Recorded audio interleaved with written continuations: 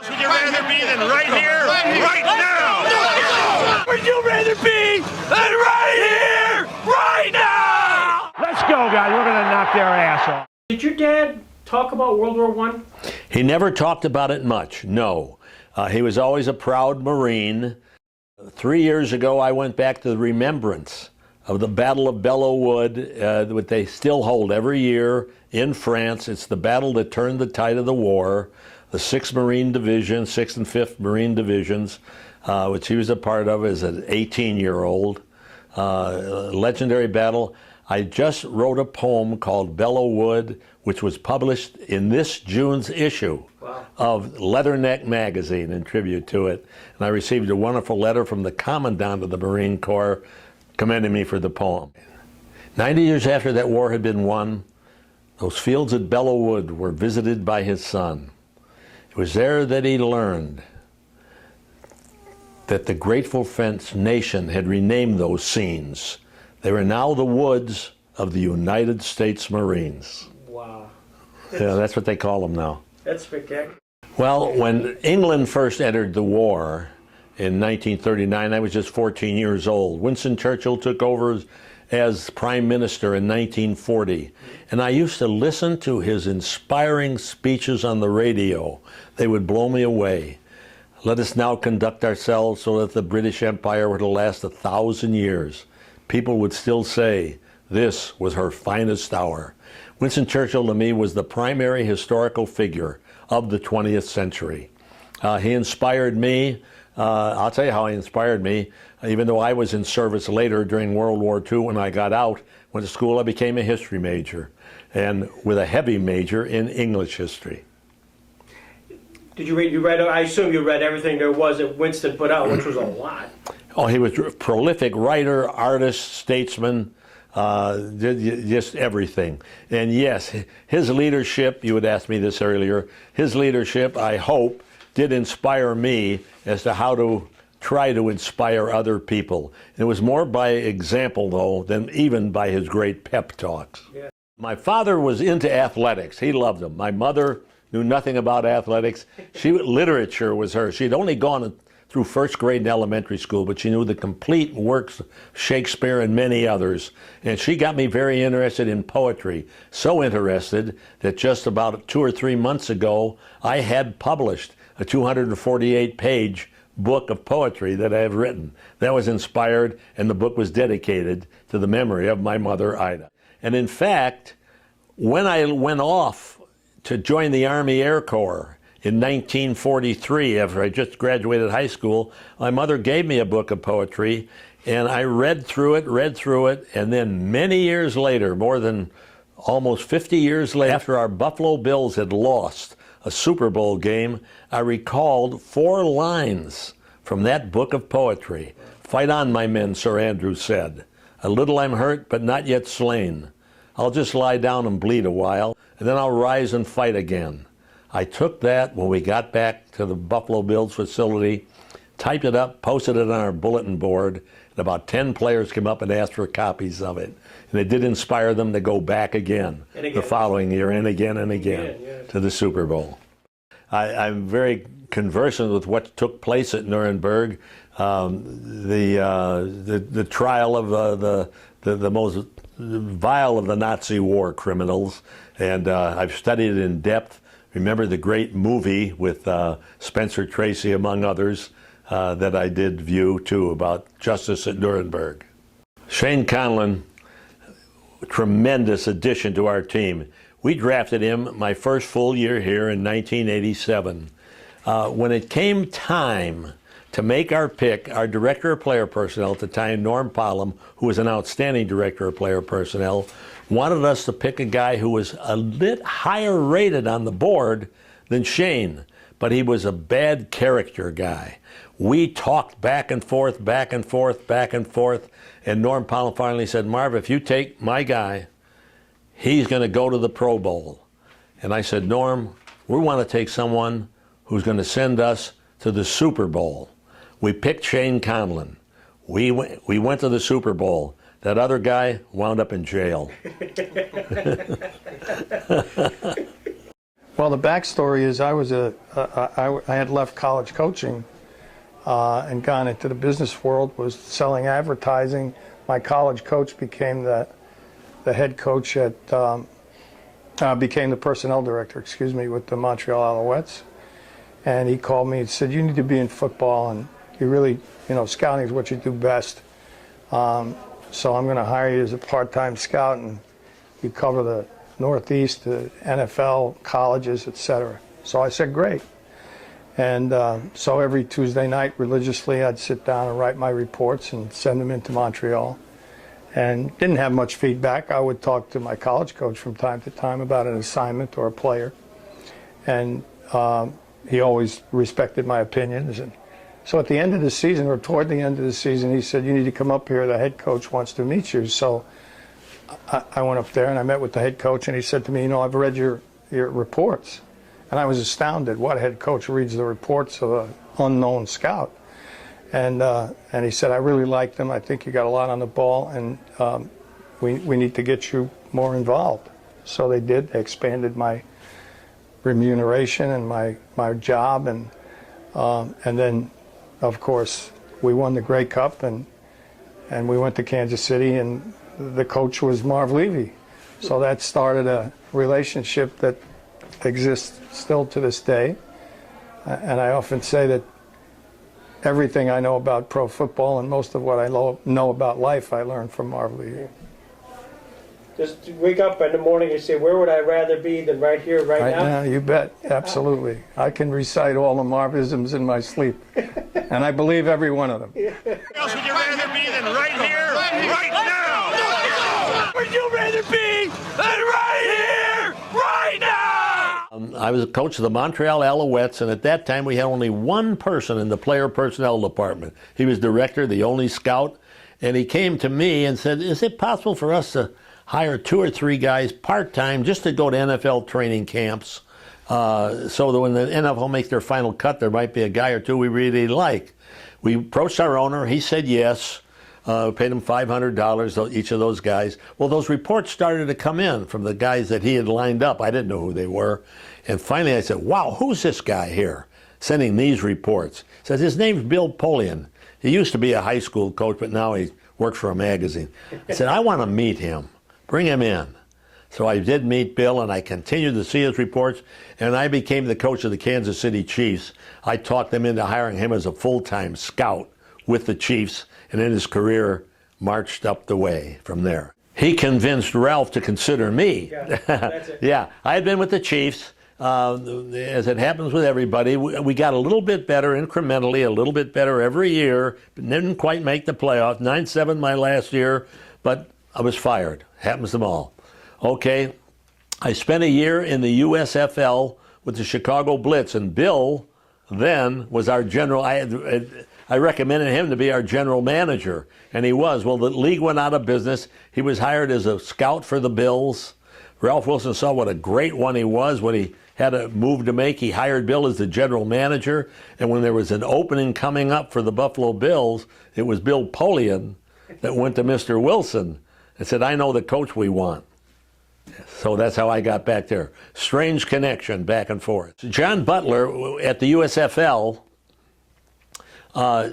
when Bill and I took over Chicago Blitz, John Butler was the director of player personnel for that team. George Allen left. John Butler didn't want to leave Chicago. He asked us to consider him. We did. We hired him as our director of player personnel with the Blitz. We thought he was terrific. When the Blitz folded, San Diego Chargers hired him as a scout. And when we made a change in director of player personnel, we went after John Butler. And then when Bill finally left the Bills, 7, 8 years later, John was promoted to general manager. Immediately after Kansas City, Ralph interviewed me. It went well. Things looked good. But somebody in his front office organization, and I don't say this derisively because it pushed very hard for an assistant coach on Chuck Knox's staff named Kay Stevenson, and Ralph did hire Kay. Well, he made some changes as time went on, and then finally the opening came for me. And One of the other things that impacted his hiring me is 3 years after I had been fired by the Chiefs, Lamar Hunt, the owner of the Chiefs, also called Ralph and said he thought that they had made a mistake in doing it. And I think that impacted. What was the advice that Jane Wilson gave to you when you first joined? The night, a day or two before Ralph hired me, he brought me in for an interview, took me out to dinner, brought his wife Jane Wilson with him, and we had a nice visit that night. And then 2 days later, she told me at the dinner then, she said, I don't know a thing about football, so I'm not going to butt in here. Well, 2 days later, I was hired. I'm on the job one day, and I got a phone call from Jane Wilson. She said, Marv, I told you I don't know anything about football, but I got some advice. I figured, oh my gosh. I thought she said she didn't know anything about football. I said, yes, Mrs. Wilson, what is it? She said, talk to Ralph. I said, pardon me? I said, of course, he's our team owner. She said, you can't imagine how some of the former coaches have just brushed off whatever he's conversed. Well, that never would have occurred to me to do it, but it resonated when she said it. And Ralph and I visited often. Every Monday after the game, after we looked at the film, I would call him, fill him in, listen to what he had to say. He'd make suggestions. Sometimes if I didn't feel we were in the best interest, he listened to me. On occasion, he'd recommend something that really was meaningful or merited, and I'd thank him for it and go to work on it. I love your sense of history. When you're early on in the Bills, you tell the story when the Bills had lost 22 consecutive road games. And you got up and talked about Hitler. And I can just imagine your team saying, what the hell is this about? Yeah, the night, you have a team meeting the night before the game, and I wasn't much into pep talks, but honestly, I tried to temper what I was trying to tell the team, what really was important, with a little bit of history, or maybe if it applied a little bit of humor. And I said, fellas, we've lost 22 games in a row on the road. We were going on the road the next day. And I said, in World War II, before you were all born, but I was in service, Adolf Hitler nearly won the war. Said in 1939 he conquered Poland and Czechoslovakia. 1940 France fell. England was on the brink of falling. He penetrated deep into Russia, was at the gates of Stalingrad and Moscow. And if Russia fell, England would have been next. I said, but it was bitter cold, and he was a long way from home, and he couldn't pull it off. And finally, Russia stood strong, England stood strong. And I said, and you know why he couldn't win in England, trying to invade England, or win in Russia? And they all looked at me, blinking. Why? I said, because he couldn't win on the road. They all did look. You're right. They looked at each other back and forth. What the heck is this all about? Next day, we won our first road game in I don't know how long. Was there a sense, Coach, where there was a tipping point where you finally looked at the crowd or the team that you had and said, aha, that aha moment where we're really going to be good? Well, I can't say that because the competition is always extremely keen. I saw us getting better. I felt my confidence grow. I felt the confidence of the players grow. I felt the fantastic inner workingship of our organization, Bill Polian, John Butler, Mr. Wilson, myself, and many others. I can go on and on. I felt that taking place. One of the, when I walked in that first day, sitting in that room, but they hadn't matured yet at all, were Jim Kelly, Bruce Smith, Andre Reed, Darryl Talley, Kent Hull. None of them had blossomed yet. Mark Kelso. None of them had blossomed yet. But then we started the draft. Shane Conlan, not bad. Then one of the key moments, we began to see we were getting better. One of the key moments was a trade that Bill Polian talked me into. Mid-season, the first player drafted in 1987 was by the Indianapolis Colts, Cornelius Bennett, but he didn't sign the contract. He wouldn't sign. Mid-season after practice one day, Bill Polian called me and said, would you like to have Cornelius Bennett? I said, sure. What'll it take? 2 first-rounders, our star running back, Greg Bell, I said, no way, Bill. 2 first-rounders and a star running back, Greg Bell. He stayed after me and stayed after me. At 3 o'clock in the morning, I was so weary. Go ahead. We got Cornelius Bennett. All of a sudden, that might have been the guy that finally pushed us to the point where that momentum that had been gaining turned into speed. Here, we didn't have a first-round draft choice. And we still needed, we'd lost our running back. We needed a running back. 6 running backs went off the board in the first round, the top 6 rated running backs. We had to settle in the second round for some guy named Thurman Thomas. So that Cornelius Bennett-Thurman Thomas combo was important, but it kept happening. Next year, we didn't have a first-round draft choice. And we still needed, we'd lost our running back. We needed a running back. 6 running backs went off the board in the first round, the top 6 rated running backs. We had to settle in the second round for some guy named Thurman Thomas. So that Cornelius Bennett-Thurman Thomas combo was important, but it kept happening. Steve Tasker on waivers. Kenny Davis, who was cut, great running back. Tight end like Pete Metzler is out of Wabash College. On and on.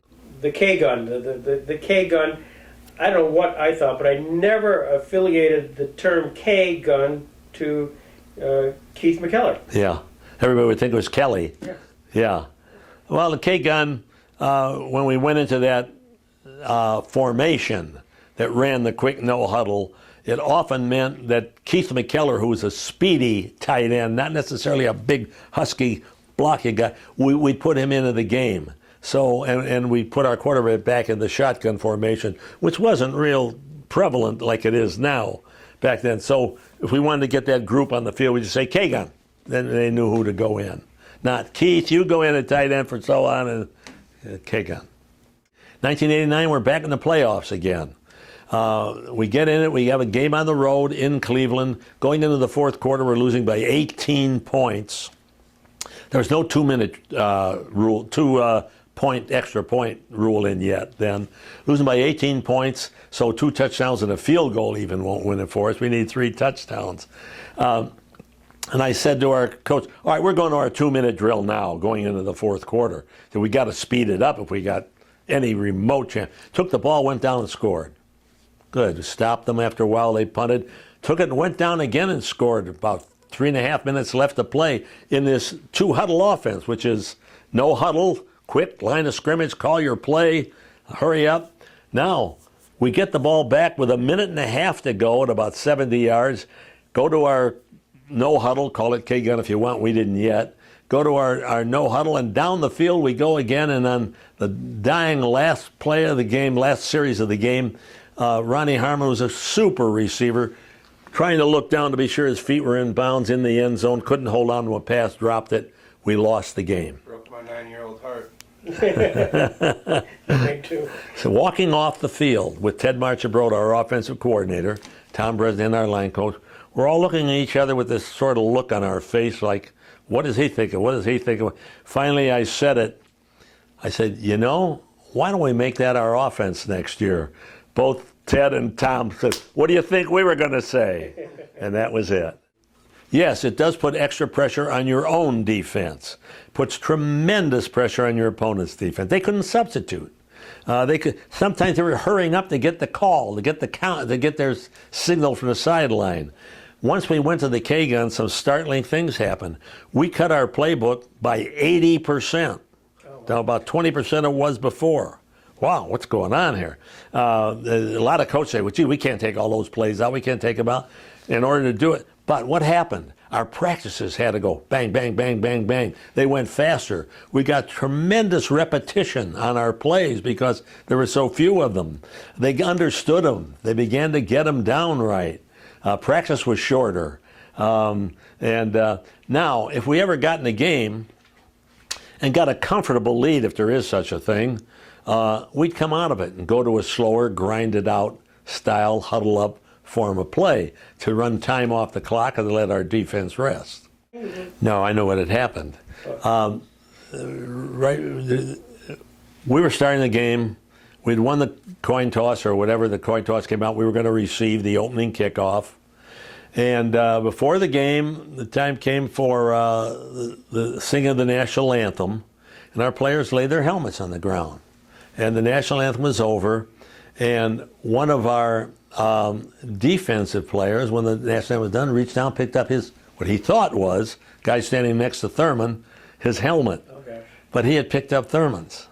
And now Thurman, his size was either way too big or way too small, I forget which.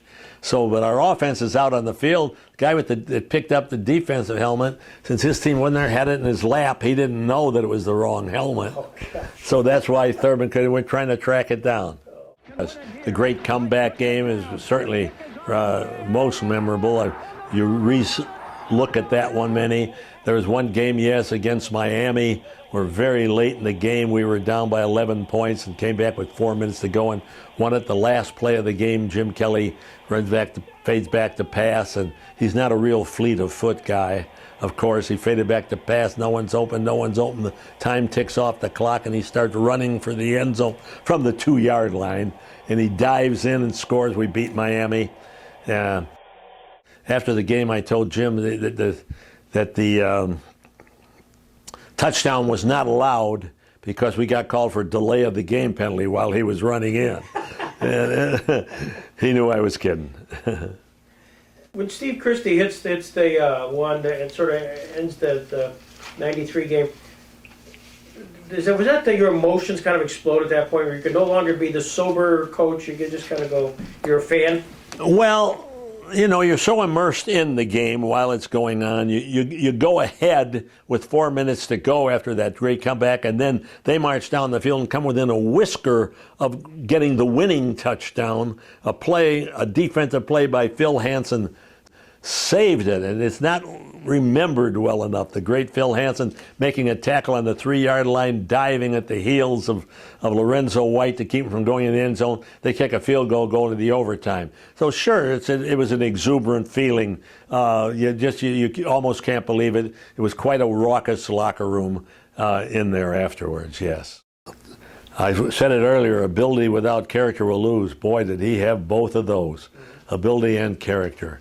Fine family guy, fine community guy, an unbelievable athlete, not a very big guy, about my size. 10th round draft choice when they had that many rounds at Northwestern, who got released by the Houston Oilers. But there's no special team player in the history of the game that comes close to him.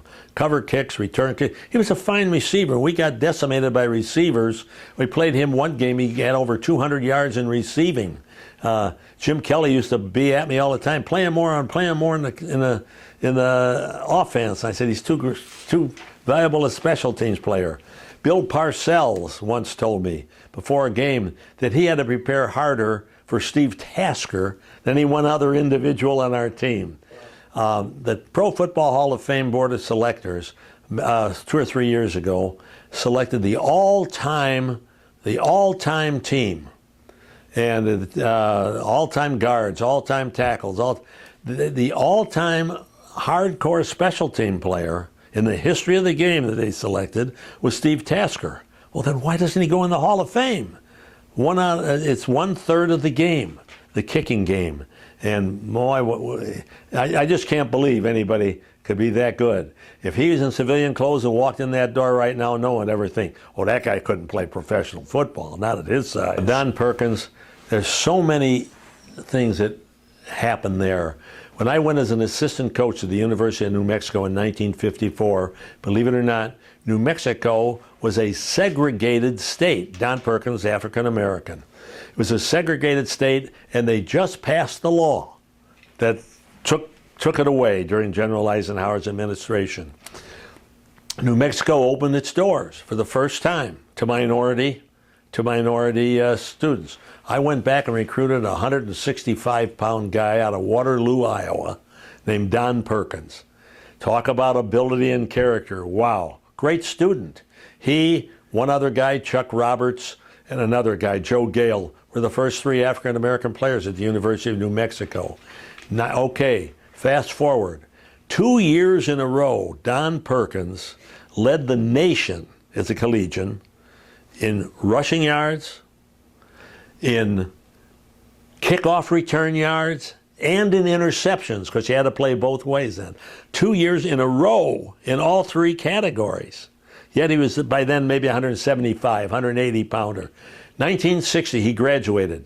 The Dallas Cowboys, an expansion team that year, got 2 bonus picks before the draft was to begin.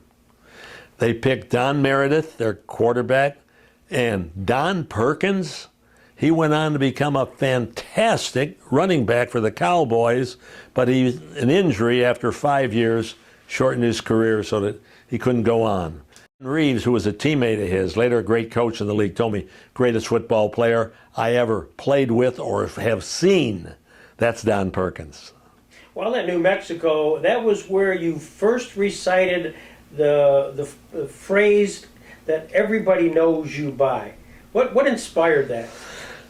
1956, I went to New Mexico with my own college head coach, Dick Clausen. He was the head coach. I went as an assistant, his backfield coach. Dick, after 2 years, was offered the athletic directorship after spring practice at the University of Arizona, and he left. And so, since it was late, they couldn't find guys, they hired someone from the staff. I was promoted to head coach. I was the youngest major college head coach in the country at the time. 40 years later, I was the oldest coach in the history of the National Football League. Anyway, here we go. We're getting ready. It's for our opening game. We're there in the stadium of the beautiful Sandia Mountains in the background.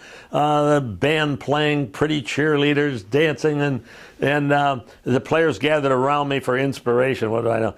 A sentiment washed over me, and I just blurted it out. Where else would you rather be than right here, right now? And that's what I would say before the kickoff of every game I coached during the rest of my career. Yeah, that's unbelievable. I mean, that's the title of your book, and that's. I'll just briefly digress. I introduced Chief Justice John Roberts at the Robert Jackson Center. Wow. And there were 3,000 people in front of the Jackson Center in Jamestown, New York. And I got up and I said, where would you rather be than right here, right now, as quoted by Coach Levy? And everybody went crazy. I'm very complimented. Well, Craig Morton was also one of your players in California. Correct. When you were with George Allen in Los Angeles, about a term you and I hear all the time called the quarterback sack.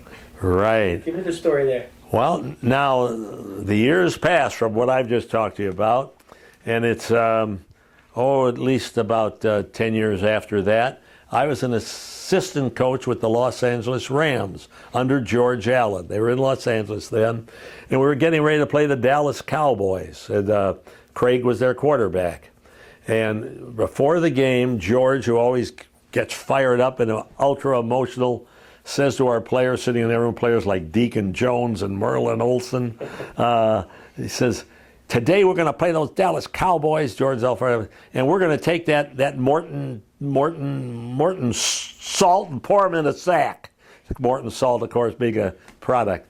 So players look around, okay, they go out. Well, we did tackle him for a loss 7 times, I believe it was, during the game. And that's where when we came back in, Deacon said, "Oh, that's where we're going to keep sacking quarterbacks." And the term grew from there. Great guy to work for.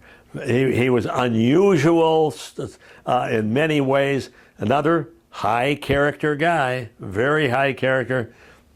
He never used a swear word in his life. If he said "dadgummit," boy, that was about as hard as he would go.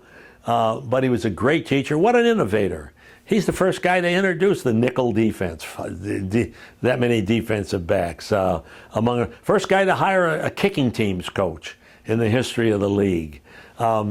He cared about his player. He was ultra demanding of the people who worked for him, but he cared greatly for them. Great guy. The future is now is what you attribute to him. Did he use that phrase a lot?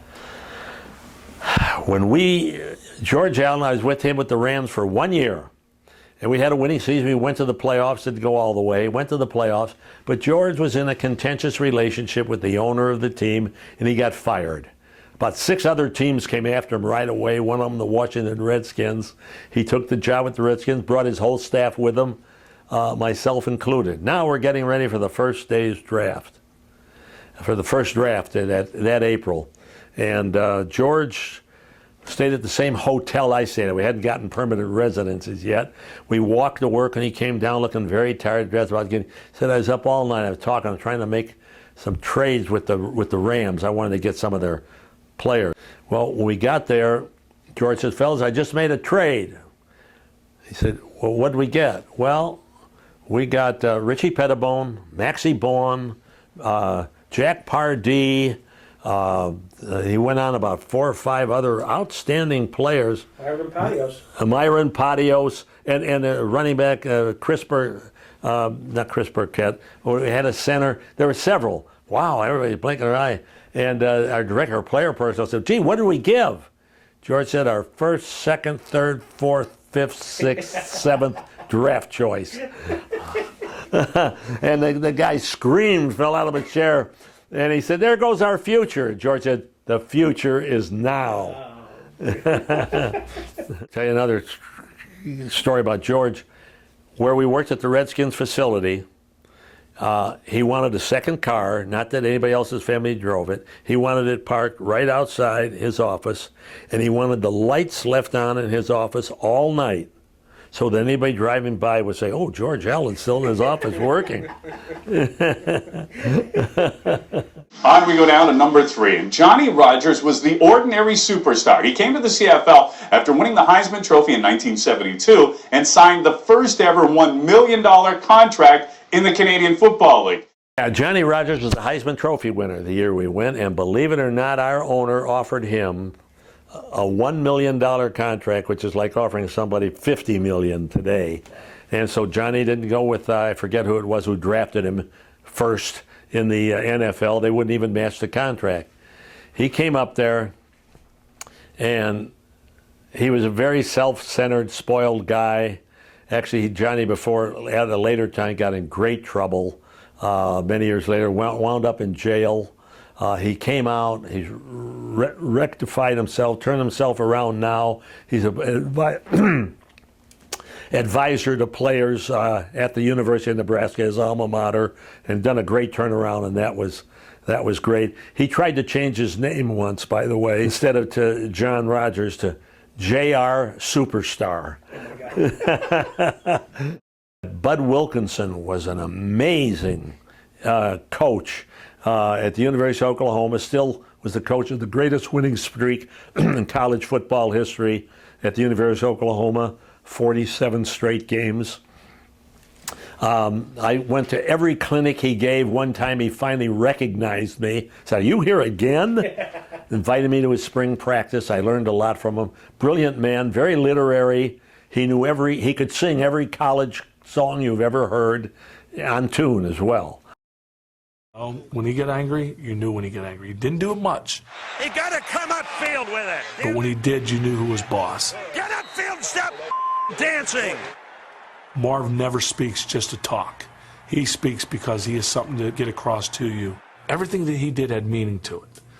Everything he did. I know it is. He was a master at communication. I'm telling you, if we had aliens on this planet, I bet you Marv could sit down and talk to them. Where's he going? There couldn't have been anybody else been around the cast of characters that we had on our team and got us to do what we did.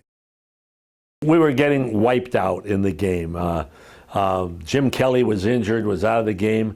All season long, we had won the takeaway giveaway battle. That's why we were in the Super Bowl. This game, we had 8 giveaways, fumbles, interceptions. Score was 52-17 with about a minute to play, and Dallas is marching down the field again. Frank Reich's at quarterback, fades back to throw a pass. We're trying to put some points on the board. Don Beebe takes off down, streaking down the sideline. He's going to throw a deep one to Don, but he gets sacked. The ball comes out of his hands at about our 40-yard line. Leon Lett picks it up and takes off for the end zone. It's going to be 59-17. 40 yards away, Don Beebe, if he scores or doesn't score, it's not going to change the outcome of the game. Without a second's hesitation, takes off in pursuit. Don was the speediest guy on our team, by the way. He and James Lofton sprinting as Leon gets to near the yard or two from the end zone. He raises the ball in triumph. Don Beebe swats it out of his hands. It goes out of the end zone. Touchback. Fine. The game ends 52-17. Bill Polian even later told me that was a signature spirit of the Buffalo Bills, and it's why it helped inspire us to go back the next year. Talking about guys of high character, Don Beebe is another one of them. February, I was in Phoenix. It would happen to be during Pro Bowl week, but I was there to speak at a function, Martin Luther King Remembrance Day. They asked me to be the speaker, and I was staying at our resort hotel, waiting for a table in the bar, and I'm sitting there next to a big, husky, good-looking African-American young man. He's looking at me. He started with a half smile, half leer in his face, and then we start to talk, and he just back and forth, and he doesn't tell me he recognizes me. Finally, he said, you know who I am, do you? I said, no, I don't. He said, my name's Leon Lett. I said, and he had a beer in his hand. I said, look out, I'm going to slap that out of your hand, Leon. Either you change possession, there's a big change in field position, or you score, yes or no. No, stretch, look through your fingers at it. Yeah, and then we drilled that with a mat under them. We'd have them come around and drill that, or have our backup punter there. And the spot you go to, your kicker's there, but if you go there, you're going to rough the kicker. You know, we had to study very closely where his foot would meet the ball during the prep week, and then we'd put a spot on the field when we'd practice it that we'd go for, and same thing with PAT field goal. I grew up a Cubs fan. Yeah, even though I grew up on the south side, I was a Cubs fan and remained that way. What's the question you expected we would ask you today that we haven't? That's the question I thought you would ask. You answered it. I've never been asked as many. No, you've asked them. Oh yeah, to know the game is great, to play the game is greater, but to love the game is the greatest of them all. Yeah. Where else would you rather be than right here, right now? Would you rather be than right here, right now? Let's go, guys. We're going to knock their ass off. You'll hear echoes from those sounds which glorify this game. I hear the cheers of the crowd. Bills can win it here. Wright puts it down. The kick is on the way, and it is good. And the Bills have won it. Incredible. What a comeback by the Bills. The memories, they're treasured memories. And to have been part of it, is it gratifying? You bet it is. Thank you. Oh, you're welcome. Very well.